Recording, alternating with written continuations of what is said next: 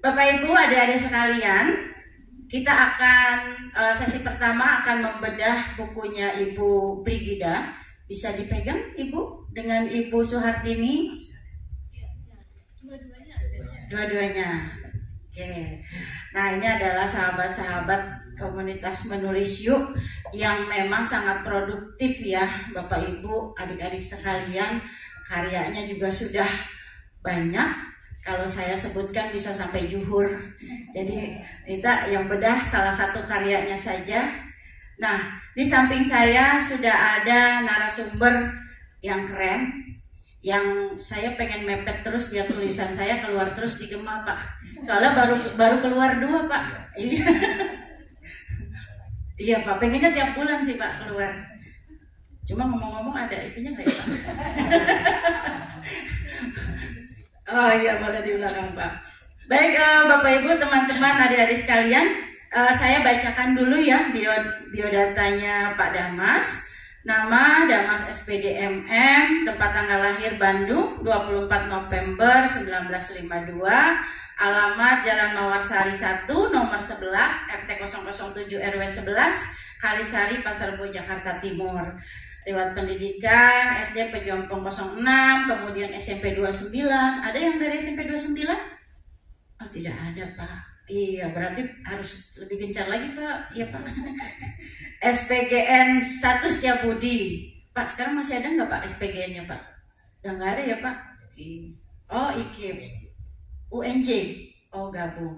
Selanjutnya beliau melanjutkan ke IKIP Muhammadiyah Jakarta, ke LPMI Jakarta. Riwayat pekerjaan nih, Bapak Ibu, adik-adik sekalian, guru SD tahun 1974 sampai 1991. Saya belum lahir, Pak.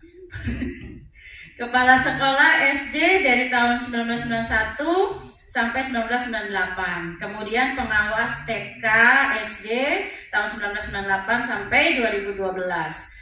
Dosen Universitas Indah Prasta PGRI 2013 sampai 2023. Kok saya nggak ketemu ya, Pak? Saya S2 di situ, Pak. Tapi saya MIPA sih, Pak. Pantas nggak ketemu ya, Pak? Oh iya betul, saya lupa kali ya, Pak. Riwayat jurnalis dari penulis tahun 1977, wartawan Merdeka, 1977 sampai 1988. Jurnalis freelance di harian mingguan Berita Yuda tahun 2005 sampai dengan sekarang itu sebagai reporter atau pimret, Pak? Dua-duanya, Pak. Di Gema Widya Karya PGRI Provinsi DKI Jakarta. Tepuk tangan dong, Bapak Ibu, adik-adik sekalian ya. Waduh, kita belum pada lahir, Bapak ini sudah berkarya. Nah, ini bisa menjadi motivasi kita ya, yang para generasi muda, berkaryalah terus. Sebaik-baik manusia adalah yang berguna untuk orang lain. Baik, untuk memanfaatkan waktu, kita langsung saja berikan waktu dan tempatnya untuk Pak Damas. Silakan, Pak. Berdiri apa duduk nih? Kayaknya enakan diri dulu deh. Bismillahirrahmanirrahim. Assalamualaikum warahmatullahi wabarakatuh. Bismillah, la haula wala quwata illa billah. Selamat pagi dan salam sejahtera untuk kita semua. Yang saya hormati dan saya banggakan, Bang Yos, yang namanya sering saya kenal tapi ketemu langsung baru hari ini.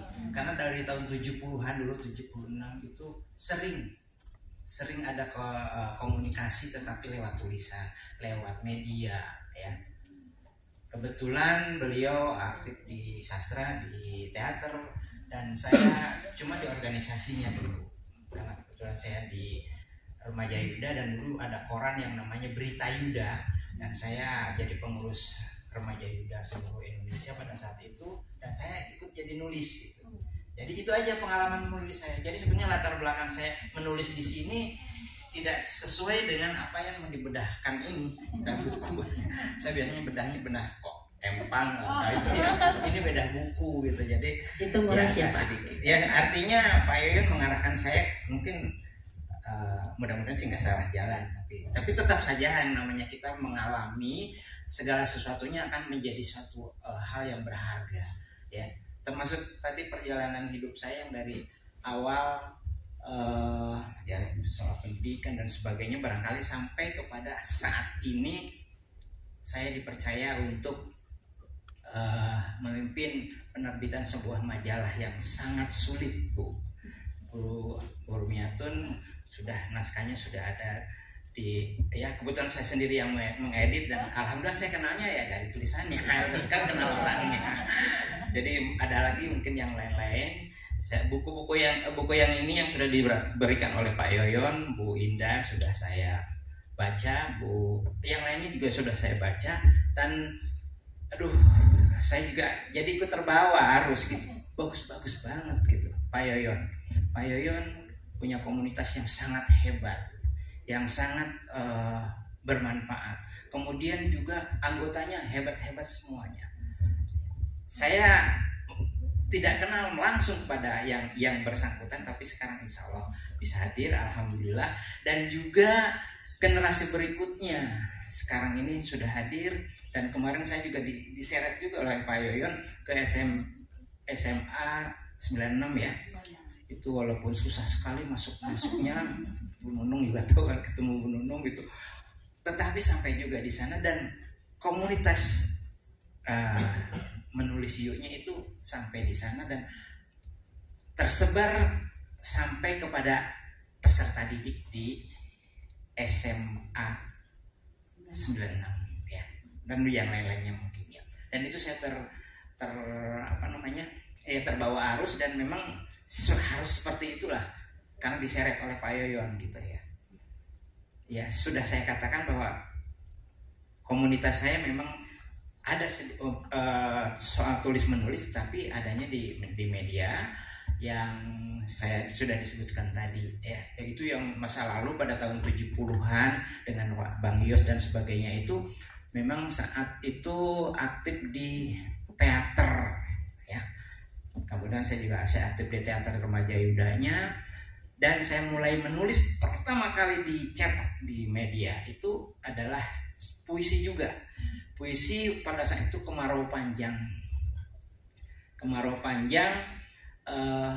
yang pokoknya setiap kemarau panjang itu kan pasti tanah-tanah terbelah, kemudian kering kerontang dan sebagainya. Itu kan kata-kata yang dimasukkan ke dalam puisi biasanya. Lalu saya bikin puisi Kemarau Kini. Pertama kali itu saya menulis, dan satu kebanggaan. Kenapa ditulis di salah satu media nasional pada saat itu? Karena Berita Yuda itu menyebar ke seluruh, mungkin Bang Yes juga mengerti, namanya Berita Yuda, dan koran itu adalah koran Hankam kalau tidak salah ya. Jadi insya Allah tersebar, dan itu juga menjadi bahan untuk saya bisa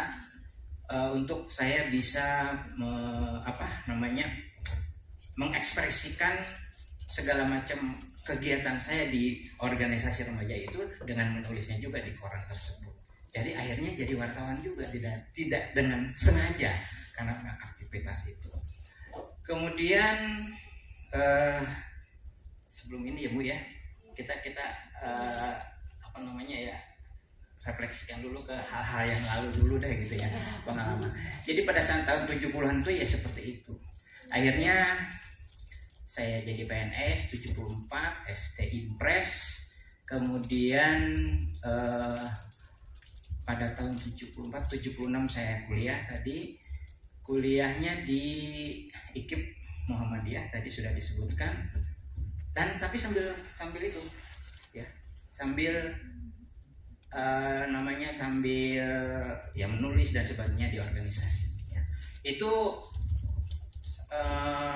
selesai tahun 79 sarjana muda, dan memang dulu kuliahnya juga susah, berhenti dulu. Kemudian tahun 2014 baru dapat S1, jadi kuliahnya 18 tahun. Pada saat itu namanya SPD. SPD-nya itu adalah sarjana penuh derita gitu. Iya, memang begitu, sambil sarjana penuh derita gitu Pak. SPD-nya itu sarjana penuh derita. Ya. Nah, itulah perjalanan sedikit ya, tapi di awal-awal saya. Nah, sekarang langsung kepada yang bedah buku ini ya. Saya juga nggak ngerti sama Pak Yoyon dia bedah bukunya gimana gitu. Saya berdiri di sini ya seperti ini bedah aja. Pak, dibuka-buka gitu. Tapi saya sudah baca ya Bu Linda, Bu Suartini ya, Bu Suartini, dan juga yang lain, Bu Yulia juga, mana Bu Yulia, ada, sudah saya baca semuanya. Oh ya, ya sudah saya katakan bahwa itu memang bagus-bagus, hebat-hebat.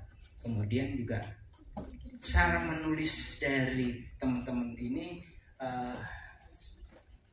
karena kebetulan saya sering menyunting tulisan-tulisan, termasuk tulisan Buatun ya, Buatun aja panggilnya ya. Jadi sepertinya mengalir begitu saja. Kalau saya pikir nggak perlu saya edit lagi mungkin, karena memang bagus semuanya untuk. Namun mungkin ada ya, kalau tidak ada kritik barangkali kurang bagus ya. Jadi harus ada kritik. Kritiknya bukan soalnya mungkin dari ejaan ataupun mungkin dari cetak barangkali ya. Kalau cetak mungkin saya tadi insan rumah imaji ya. Saya ada beberapa kata yang mungkin harus ya diperbaiki nantinya. Misalnya KBBI ya. KBBI itu kan Kamus Besar Bahasa Indonesia, tapi ada pokoknya ada salah lah. Apa sih ya, pokoknya itu sih cuma salah cetak, nggak ada ini, cuma saya pikir itu kan lebih sempurna lagi kalau lebih bagus lagi kan, termasuk ejaan, termasuk istilah. Tipe apa Pak? Ya, apa karena tipe atau gimana tuh Pak? Nggak tahu lah, mungkin tipe, tapi kalau tipe kan artinya kan kalau diperkirakan mesti ada proses gitu ya. Tapi ini cuma kritik dikit aja. Kemudian bukan kritik lagi. Nah, kalau ini bukan kritik, tapi mungkin saya anjuran.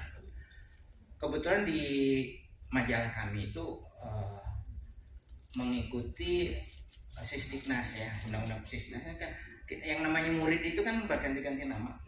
Ada siswa, mulai murid, ada siswa-siswi, anak didik, peserta didik ya. Nah, sekarang peserta didik. Ya mungkin kalau dalam penulisan reportase ataupun laporan ataupun liputan ya kita pakai peserta didik saja karena memang pakai yang itu ya. Tapi karena memang tergantung juga kepada konteksnya, konteks kalimatnya, konteks beritanya, konteks segala macam, ya silakan saja mau pakai peserta didik, mau pakai murid, toh sama-sama saja. Kalau menurut saya sih ngapain sih pakai di ganti-ganti. Namun karena undang-undang tuh biasanya kan suka harus diikuti, makanya peserta didik. Dan itu tidak penting kalau menurut saya. Makanya kalau di majalah Duma yang sudah saya bawa nanti saya bisa sampaikan itu ada peserta didik, ada murid, ada anak didik, ada siswa-siswi, silakan saja sesuai dengan konteks. Namun kalau namanya laporan di dalam satu peliputan ya saya ganti dengan peserta didik sebagian besar gitu. Itu aja. Dalam hal ini di sini semuanya tulisan-tulisan Ibu dan ada Bapak juga Pak siapa ya? Nggak hadir ya di sini. Ada Bapak yang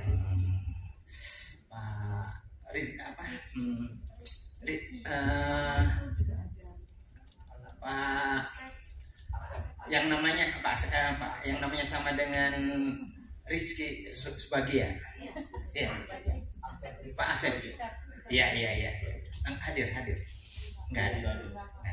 Nah, oke, nggak, itu tidak masalah, pokoknya maksudnya bapaknya gitu yang hadir di sini semuanya ada dan saya sudah. Hanya sekarang yang saya ingin tanyakan, kan sudah saya bilang saya kan ke sini terseret oleh Pak Yoyon.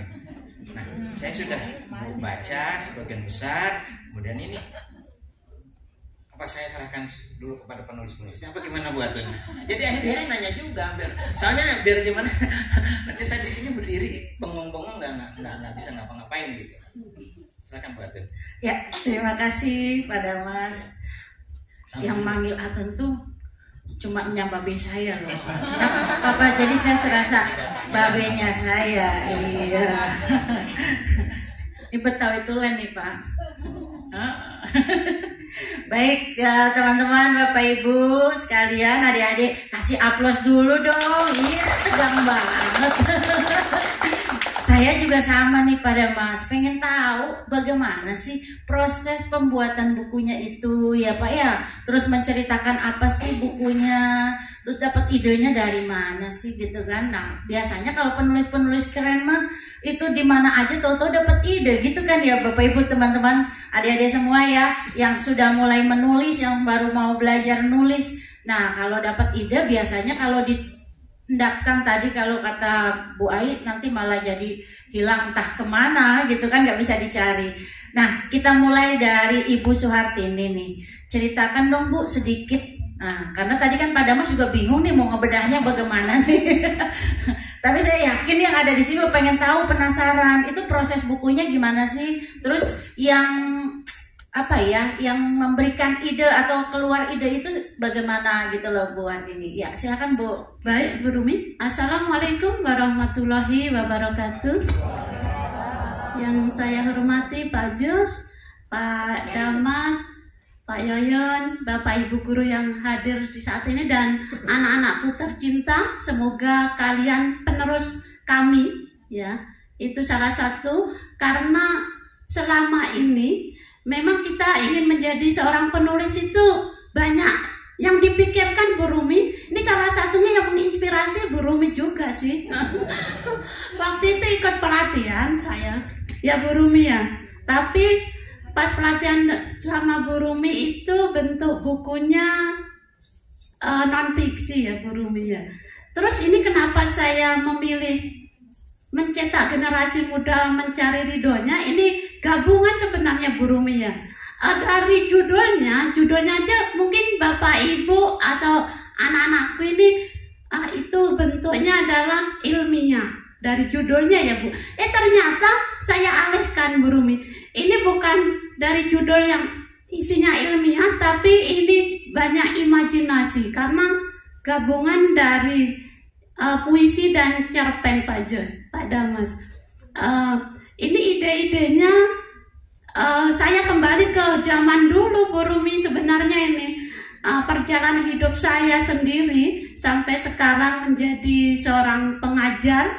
Nah inilah pengalaman-pengalaman saya Pak Jos, pengalaman pribadi terutama ini, pribadi dari diri sendiri sebagai ibu rumah tangga dan diri sendiri sebagai pendidik Pak Jos.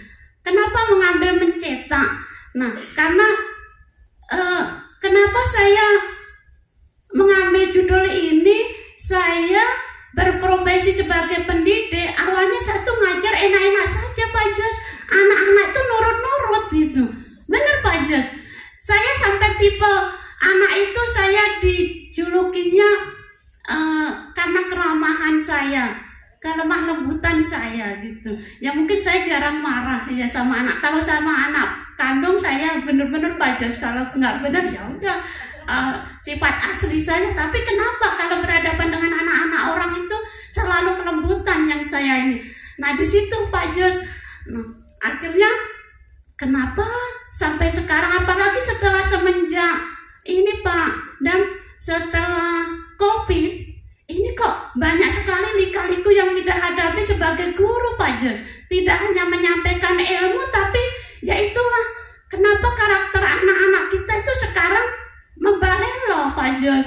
Nah sentilan-sentilan inilah saya tuangkan dalam bentuk puisi dan cerpen Pak Jos. Mungkin nasihat langsung, mungkin anak-anak sekarang mah apa sih Bu, ngomong apa sih Bu. Nah akhirnya kenapa sih enaknya kita buat aja yang melankolis lah dalam bentuk cerpen seperti Pak Jos tadi. Sebenarnya mencentil ya Pak Jos, sentilan kan ya Pak Jos, tapi karena dibubuhkan dalam bentuk kata-kata yang melankolis, yang aturan Pak Jos tadi saya dengar katanya sebenarnya kasar ya Pak Jos, tapi karena puisi itu dari keindahan bahasanya, akhirnya orang tersentil ya Pak Jos ya. Nah itu saya ikuti, mungkin dari sini juga Bu Rumi ya, mungkin Bu Rumi juga. Tadi saya Bu Rumi guru matematika, Pak Yoyon guru PKN. Nah ini saya ada salah satu guru kita juga Pak Jos, dia pencetak anak-anak 169. Boleh nggak Pak Damas, Pak Jos ini membacakan salah satu puisi saya ya Bu Rumi, mohon izin. Silakan Pak Sarul bacakan salah satu puisi saya. Oke, kasih aplaus untuk Pak Sarul. Ya. Beliau ini generasi muda Pak, yang salah satu pencetak anak-anak bangsa kita. Pilih aja Pak Sarul. Ya Pak.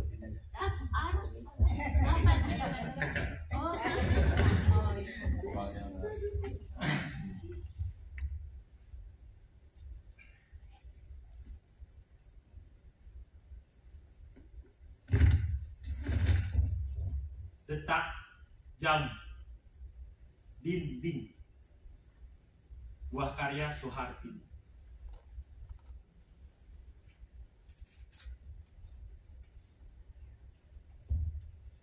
Detak jam dinding seirama dengan detak jantungku, mengusik pikiranku untuk mengenang masa lalu.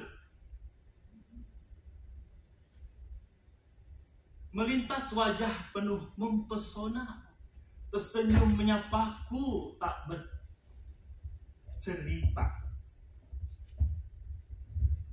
Bunga-bunga cinta bermekaran di dalam dada, seiring suara menggema penuh bahagia. Serasa sejuk disapa angin surga. Masa itu penuh suka duka mengiringi. Laksana mentari menyinari bumi, memancarkan cahaya penuh warna-warni seperti hidupku saat itu.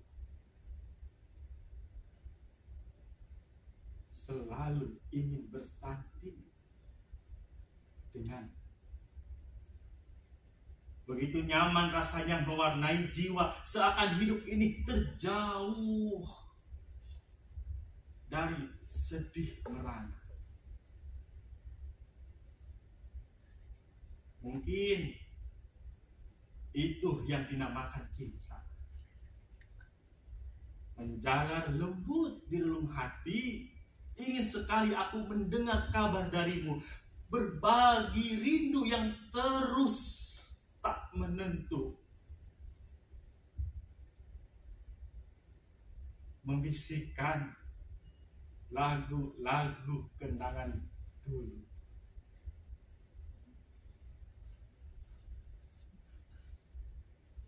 Bangku tua jadi saksi antara aku dan Dwi. Terima kasih. Oke, tepuk tangan. Oke. Dari salah satu puisi yang dibaca Pak Sarul, ini tadi mengisahkan kenangan saya zaman dulu Pak, semasa masih muda. Ini ternyata menggelitik juga nih Pak ya.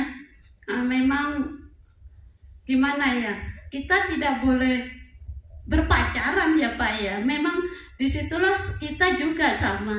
Tapi apa daya, namanya manusia ya Pak Jos ya. Nah mungkin itulah tumbuh-tumbuh cinta itu yang membangkitkan kita untuk terus mendekatkan diri sama Allah. Memang jodoh itu yang menentukan Allah ya Pak. Nah mengapa bangku tua? Karena di zaman dulu kan saya orang kampung nih Pak. Nah emang bangkunya bangku tua, sampai saat ini mungkin bangku itu masih. Nah itulah kenangan dari puisi ini Pak Jos. Terus saya alihkan ke zaman sekarang karena saya ingin membimbing anak-anak kita, biarlah kamu memiliki rasa cinta, tapi Allah lah yang tahu. Yang penting jangan kamu terlalu berlebihan dalam bergaul ya Pak Jo sama Pak Damas. Nah, ini pesan saya untuk anak-anak kita, karena zaman sekarang ini anak-anak kita terlampau jauh dalam punya rasa cintanya gitu. Kadang nggak ada embel-embel itu mukrim apa tidak. Nah, mungkin dari sinilah saya pribadi gitu ya Pak, saya sampaikan melalui puisi, jangan sampai kita ternoda gara-gara kita cinta buta gitu Pak Jan. Bu Rumi malahnya kita ya. Ini salah satu puisi saya. Terus ada puisi-puisi juga yang menggebrak karena zaman sekarang, makanya ini salah satunya Pak Jos Pak. Ini anak-anak kita kan lebih cinta gadget ya Pak. Makanya saya minta anak-anakku yang hadir di sini, ayo kalian penerus kami, kalianlah yang nanti akan namanya apa ini, buku cetakan yang dari Pak Yayan tadi sampaikan tidak akan usang dimakan oleh waktu. Ayo kalianlah anak-anakku yang hadir di sini. Ada 2 anak-anak dari 169 Pak Jo saya membawa, sebenarnya banyak, tapi bersamaan dengan kegiatan-kegiatan biasa. Kalau hari Senin sampai Jumat kan mereka asik di sekolah Pak Jo, sampai sore, sampai larut menjelang maghrib. Ini juga salah satunya yang tadi Pak Sarul nih, dia penggiat dari kita Indo Club, Eskul Indo Club Pak Jos. Terima kasih. Ini salah satu. Terus cerpen, salah satu cerpen saya tadi, saya kan ada anak Pak Jos umur 11 tahun, anak kandung saya ini Down syndrome Pak Jos. Ini tadi posisinya di luar, itu salah satu ada di buku ini. Itulah semenjak saya lahir sampai saat ini saya merasa Allah itulah keadilan Allah Pak Jos. Apa yang kita rencanakan, apa yang kita harapkan, Allah lah yang menentukan Pak Jos. Memang inilah buah hati saya yang selama ini menghibur saya bagaimanapun keadaannya. Akhirnya kita jadi seorang penulis. Banyak ini tadi kita pagi-pagi sudah saling mengeluh. Di sekolah kita ada anak-anak ABK, tapi kita tidak menyebutkan anak berkebutuhan khusus, tapi anak berkelebihan khusus Pak Jos. Iya, berkelebihan khusus. Itulah anak-anak kita yang kitalah yang harus bisa jadi pencetak agar anak-anak itu, katanya memang di dalamnya Pak ya Bu Rumi ya, di kemarin kita ikut pelatihan, apapun bentuk anak, keadaan anak yang kelihatan fisiknya baik, yang kelihatan fisiknya amburadul, ternyata seperti buah apel ya Pak Jos, dibelah atau diparuh ternyata ada bintang. Itulah yang membuat kita, pribadi saya Pak Jos, yang selama ini kadang teman-teman itu pada menutup mata, sebelah mata kepada anak-anak itu, ayo kitalah yang nanti akan mengarahkan, menjadikan mereka itu anak yang berhasil ya Pak Jos, yang insya Allah yang sukses. Karena di balik kekurangannya dia itu menyimpan potensi-potensi yang sebenarnya kitalah yang ingin menggalinya. Terima kasih. Ini Bu Rumi yang bisa saya sampaikan berkaitan dengan buku saya Pak Damas. Terima kasih. Assalamualaikum warahmatullahi wabarakatuh. Waalaikumsalam warahmatullahi wabarakatuh. Atas untuk bulan ini ya, memang seperti itu Bapak Ibu, adik-adik semua. Ini adik-adik di sini juga sama nih, punya banyak bintang di dalam di dalam. Iya, yang mungkin belum keluar semua ya Pak Yoyon ya, seperti itu. Dan Bu Hartini diberikan anak surga yang insya Allah nanti kelak akan menarik kita ke sana ya Bu ya. Nah, baik, kita karena punya waktu nggak banyak, jadi langsung ke Bu Brigida. Silakan Bu Brigida. Baik, terima kasih Bu Rumi. Selamat pagi Bapak Ibu semuanya. Assalamualaikum warahmatullahi wabarakatuh. Mohon maaf kalau nanti saya salah mengucap ya. Saya akan cerita dulu sedikit. Saya berlatar belakang mungkin tidak bersama dengan Bapak Ibu. Saya orang Katolik.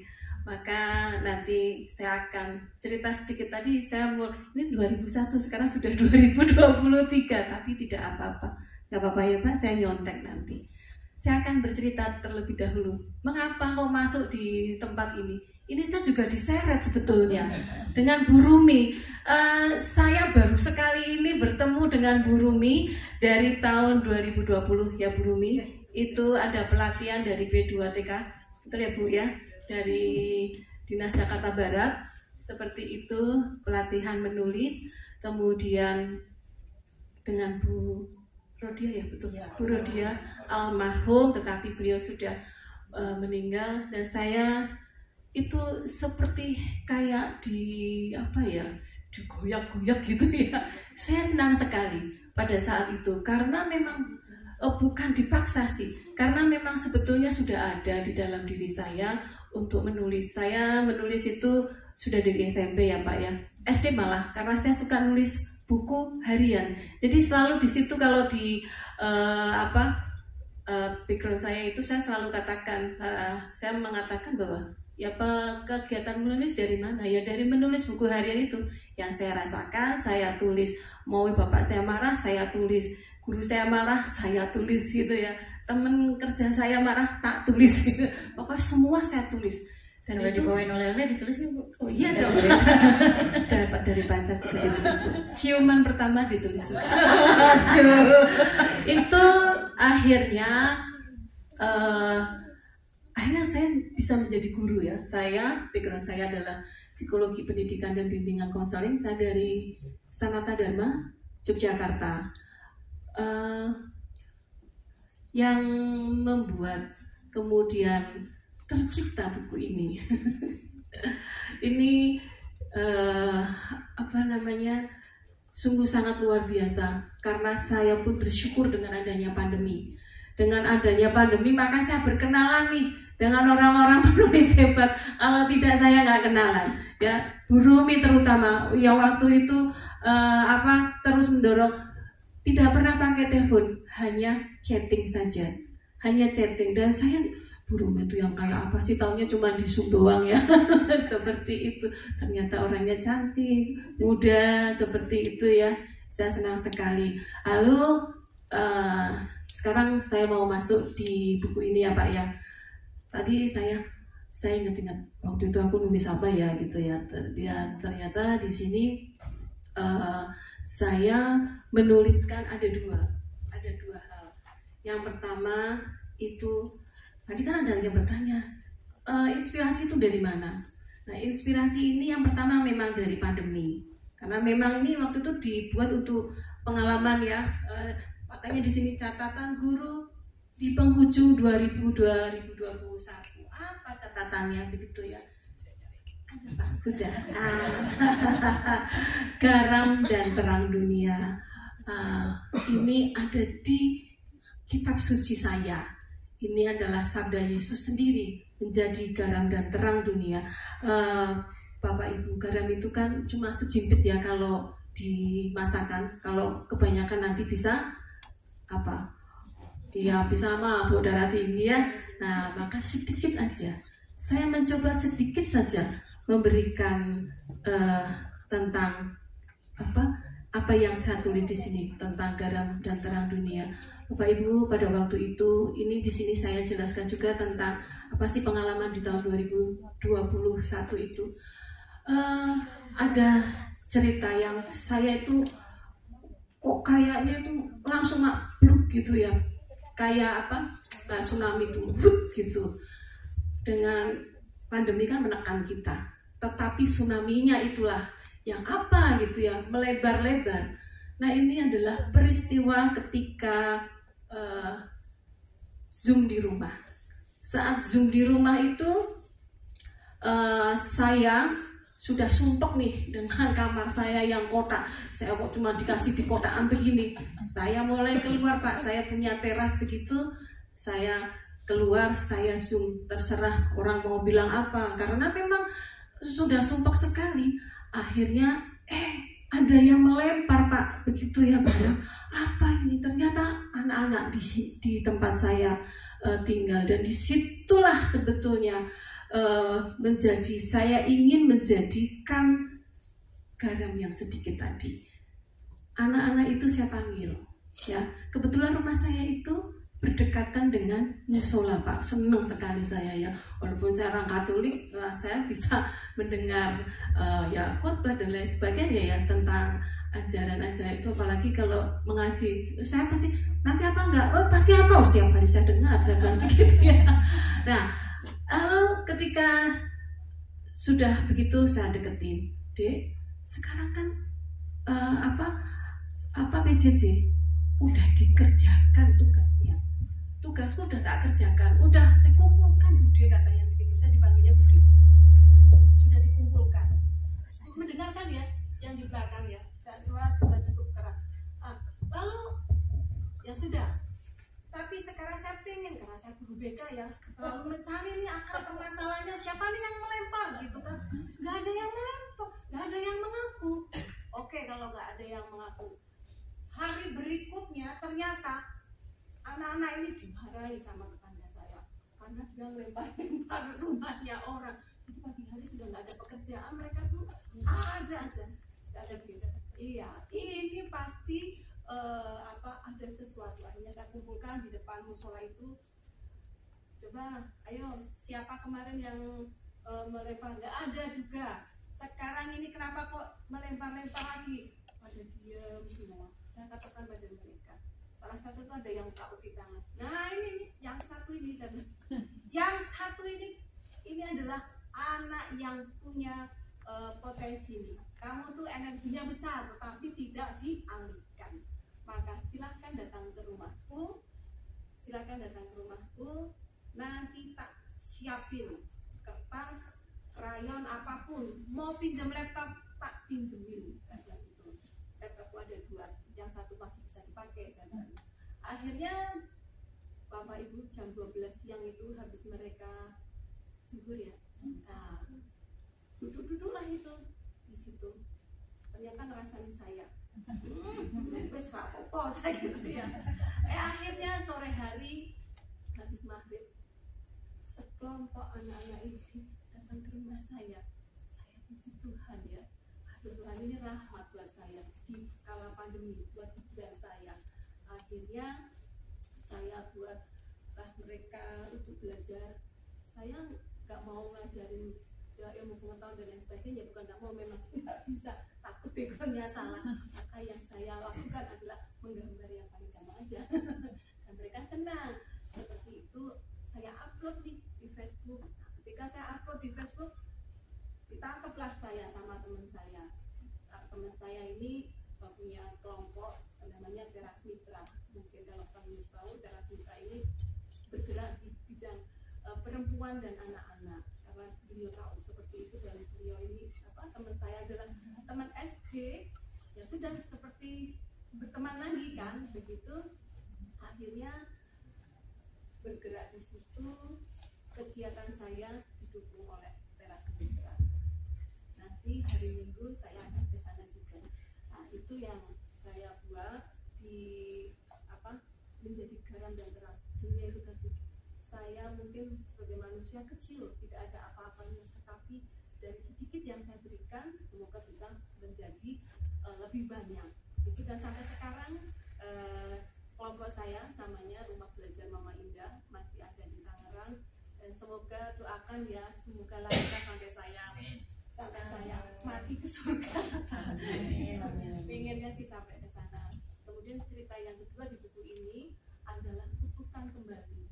Saya ingin pada waktu itu, ya ampun Tuhan, ini kok kondisi seperti ini, begitu ya.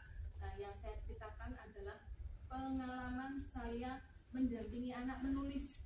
Karena saya guru BK, saya bertanya dengan anak itu, apa yang kamu lakukan selama selama liburan semester dia hanya menulis main game 7 kali karena liburnya 7 hari. Lalu akhirnya saya ambil aja, boleh nggak ibu bicara dengan kamu lewat chat? Oh silakan. Akhirnya saya kasih tahu, saya dampingi ya, intinya saya dampingi dia. Kemudian bapak ibu apa yang terjadi? Jadi saya tahu tentang Jepang karena ternyata dia itu bermain game ala-ala Jepang dan menuliskan semuanya.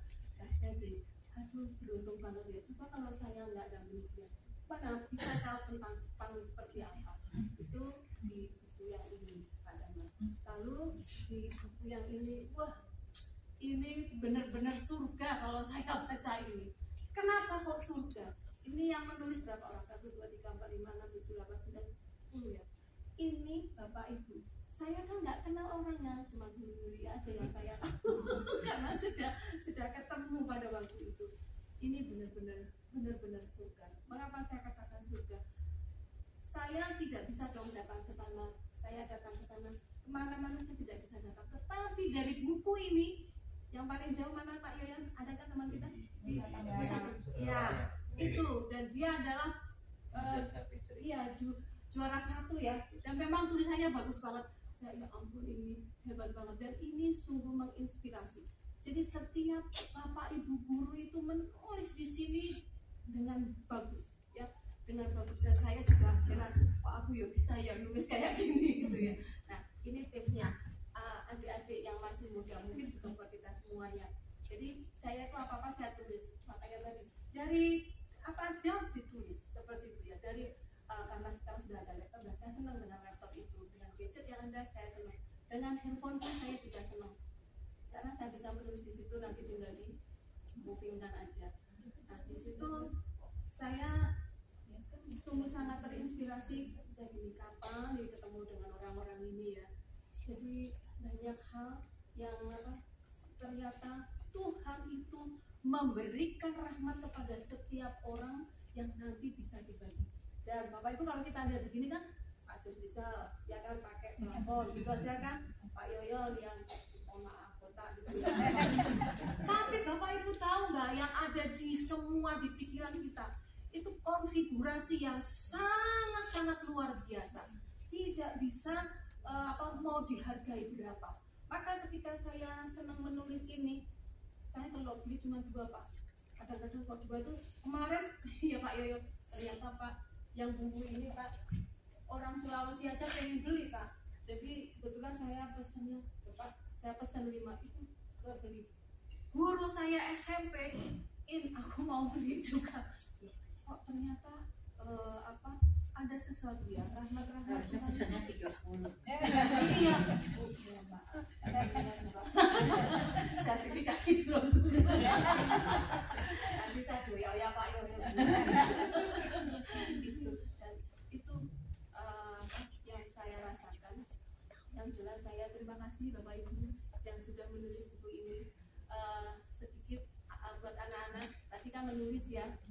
Tulislah dimanapun saja yang bisa akhirnya bisa kita ambil, kemudian kita konfigurasi di dalam tulisan kita. Lalu kenapa kok saya senang menulis bareng teman-teman?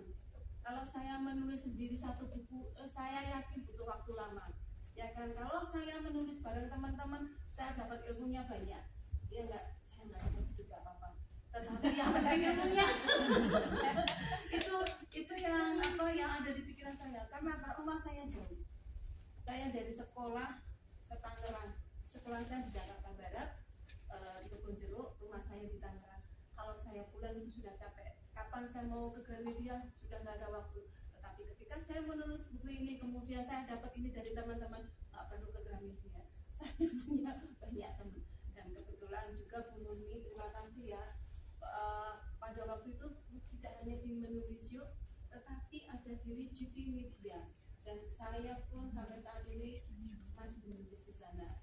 Terima kasih. Dan sampai kemarin itu sudah saya hitung tulisan di buku saya itu bukan anak ya, tapi ketika saya baca kalau nggak diberikan ke anak-anak, bagaimana anak Indonesia? Sangat penting sekali. Sudah ada 50. Tepuk tangan Bapak Ibu. Maka saya akan tutup di sini bahwa kenapa sih kalau tadi Ibu tadi mengatakan di usia 48 baru memulai tidak apa-apa. Saya pun juga di usia segitu saya mulai menulis buku. Sekarang saya usianya mohon maaf 50 ya. Jadi kalau 3 tahun yang lalu umur saya 47 dan cita-cita saya adalah boleh ya punya cita-cita ya. Saya punya cita-cita saya akan membentuk menara literasi di dalam hidup saya yang nantinya akan bisa saya bagikan untuk pasti cucu saya dan juga generasi yang lain. Yeay, keren banget. Jadi tidak ada kata terlambat ya adik-adik semuanya, Bapak Ibu teman-teman. Tidak ada kata terlambat untuk yang namanya belajar. Di menulis itu juga tidak ada kata salah ya Bu Dwi ya, Bapak Ibu semua. Orang namanya menulis, kita mengungkapkan semua apa yang kita rasakan. Ih, keren banget deh. Jadi saya pengen pantun. Minum cendol, makannya nasi. Makannya sambil lihat itik. Yuk, kita sama-sama apresiasi karya keren ibu-ibu guru cantik. Aplaus untuk keduanya.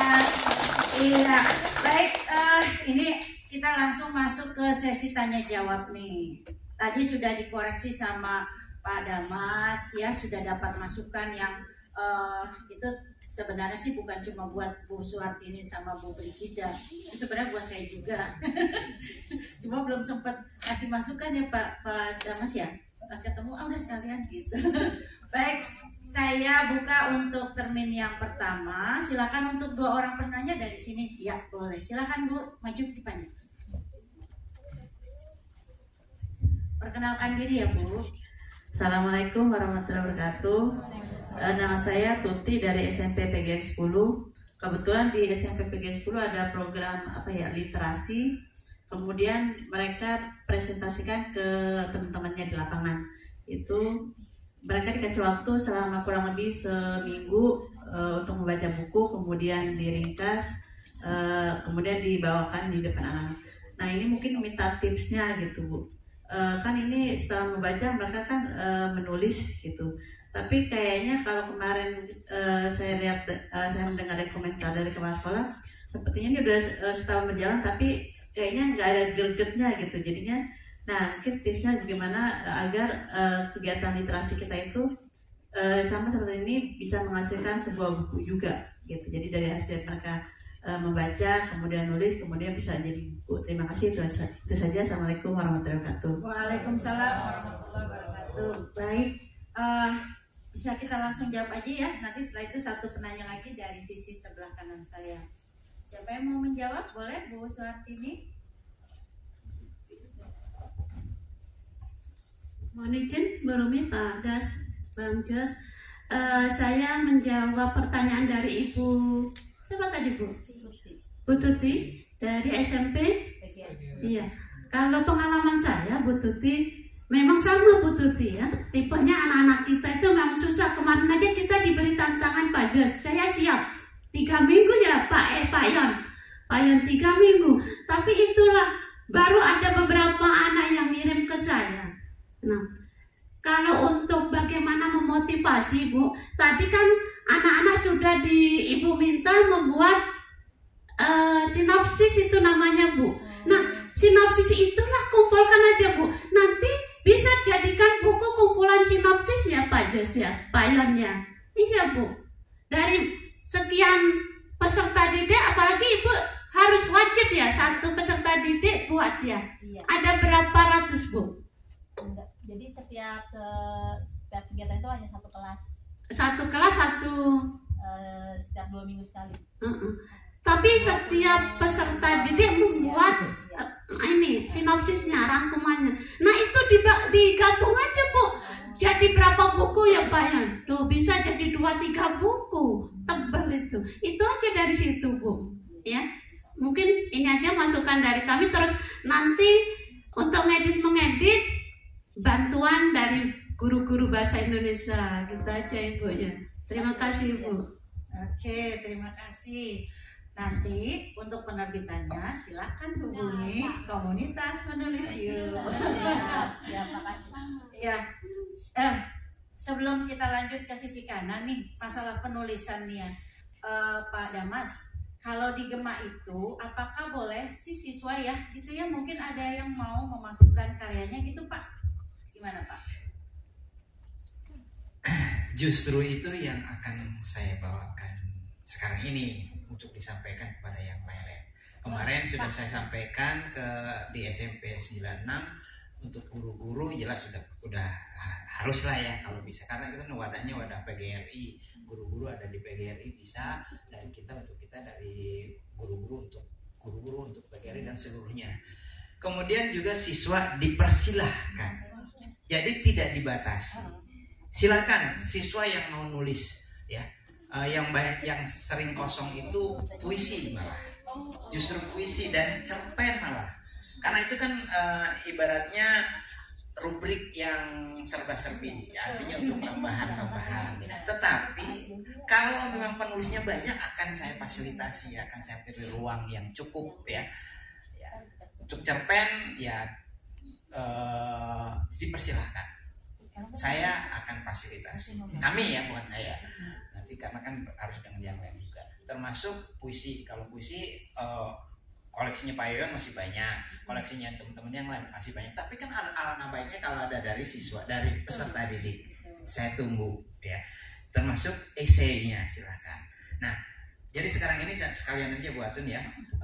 Untuk guru-guru yang lain, untuk penulis-penulis yang hebat-hebat ini juga dipersilahkan untuk menulis di majalah Gema juga ya. Kalau misalnya di sini memang tulisannya sudah bagus-bagus, namun kalau di sini kan seakan tidak terbatas untuk karakternya ya, untuk halamannya dan semuanya. Kalau majalah itu kan bagi-bagi, harus dibagi berapa. Jadi tidak boleh lebih dari 2 halaman A4 gitu ya. Itu aja. Nah, kalau misalnya lebih, jangan sakit hati kalau saya syuting, saya pangkas gitu ya. Kalau kami pangkas itu karena memang keterbatasannya seperti itu, supaya yang lainnya kebagian gitu. Itu aja. Saya pikir mungkin kalau Bu Atun tulisannya pas sekali dengan halamannya, pas sekali dengan, jadi tidak ada pemotongan apa-apa. Saya kemarin dapat tulisan dari, saya bawa juga dari SMA 25 kalau nggak salah, itu tulisan mengenai teladannya Bung Hatta ya, yang terbaru ini. Itu tulisannya memang lebih panjang, tetapi bermakna sekali, bagus sekali tulisannya. Jadi saya pangkas menjadi 2 halaman dan alhamdulillah tidak mengurangi tema dan sebagainya ya, sehingga itu merupakan satu hal yang sangat positif, karena jarang sekali. Selama ini kan orang taunya Bung Karno, Bung Hatta kan setelah tidak jadi wakil presiden tidak ada lagi kabarnya. Tetapi ternyata ada di perpustakaan, bahkan perpustakaan dan literasinya ada di negeri Belanda dan sebagainya. Dan itu digali lagi oleh salah satu penulis, ternyata memang bermanfaat sekali. Lalu kami muat dan alhamdulillah sudah terbit dengan di yang penerbitan yang terbaru. Jadi saya tunggu ya, kami tunggu ya, kami tunggu di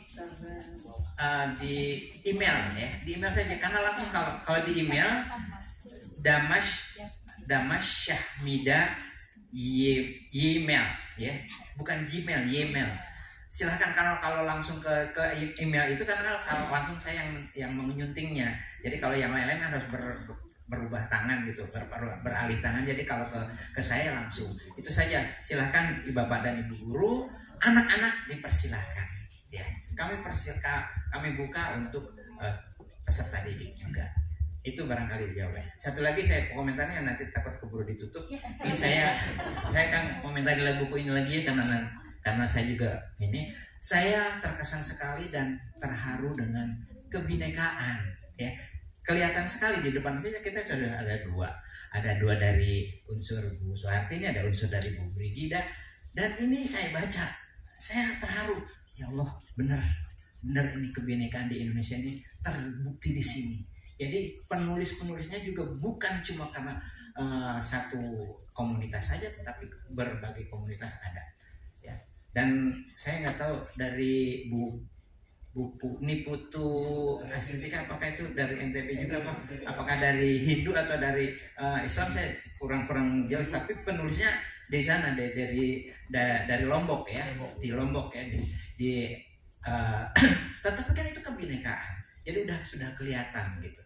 Itu aja yang ingin saya sampaikan supaya kegiatan ini bisa berlanjut, dan saya akan tunggu juga di majalah yang kita punya ya, karena satu-satunya majalah mainstream yang masih eksis ya cuma itu aja ya. Yang lain-lainnya kan udah pada ini ada di online semua. Kalau online itu kan ya maaf, memang cepat ya, hari ini detik ini ada langsung bisa diekspos, bisa diekspos, tetapi seminggu atau 2 hari 3 hari kemudian sudah hilang.